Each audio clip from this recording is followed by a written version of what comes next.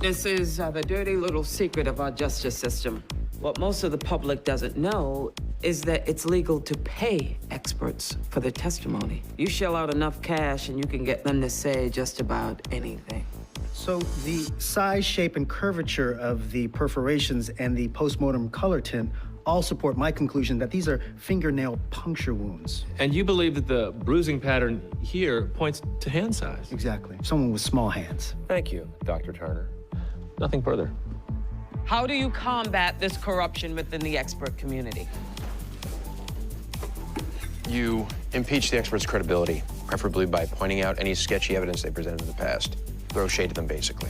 Dr. Turner, let's talk about Commonwealth versus Holden, a murder trial that you provided expert testimony at last year that helped convict the defendant. Actually, I think the fact that Mr. Holden was guilty of murder helped convict him.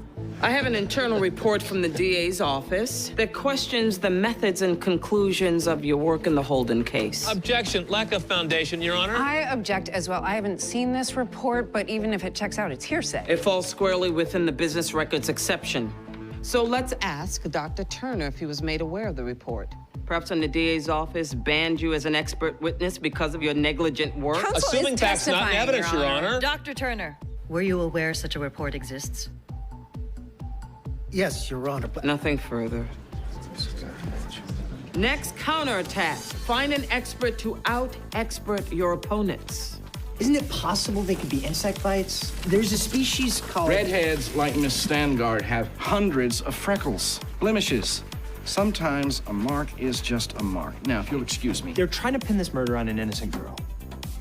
So please, look at the book. When you performed the original autopsy, what did you think the red marks on Lila's neck were? Freckles. Upon further research, I now think they're post-mortem bites from insects of the Culicidae family. Is that possible, given that Lila Stangard's body was in a water tank for several days? That makes it even more likely. The Culex species thrives in water-based environments. Nothing further. There's one more way to block the motion. Convince Lila's parents to make a statement against the exhumation. You figure that out, and you'll get a reward better than the trophy.